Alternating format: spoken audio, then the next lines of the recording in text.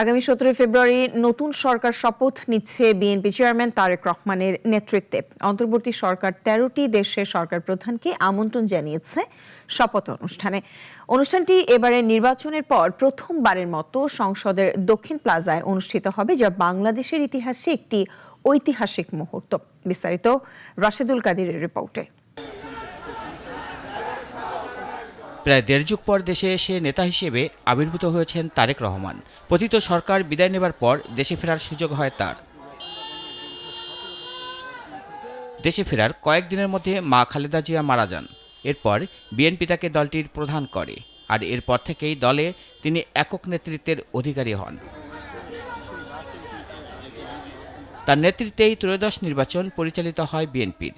সফলতাও আসে 2 যুগ পর 2/3 বিজয় নিয়ে সরকার গঠনের। তারেক জিয়ার নেতৃত্বে নতুন মন্ত্রিসভা গঠনের শপথের জন্য ব্যাপক প্রস্তুতি নিচ্ছে সরকার। 17 ফেব্রুয়ারি শপথ অনুষ্ঠান হবে বলে জানানো হয়েছে। আর দেশের ইতিহাসে প্রথমবারের মতো জাতীয় সংসদের দক্ষিণ প্লাজায় এ অনুষ্ঠান অনুষ্ঠিত হবে। সরকার গঠনের অনুষ্ঠানে 13টি দেশকে আমন্ত্রণ জানিয়েছে অন্তর্বর্তী সরকার।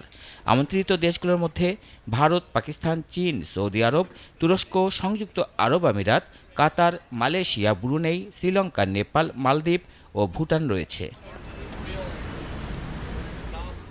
অবশ্য এ অনুষ্ঠানে ভারতের প্রধানমন্ত্রী নরেন্দ্র মোদী যোগ দেবেন কিনা সে বিষয়ে এখনও সিদ্ধান্ত জানা যায়নি।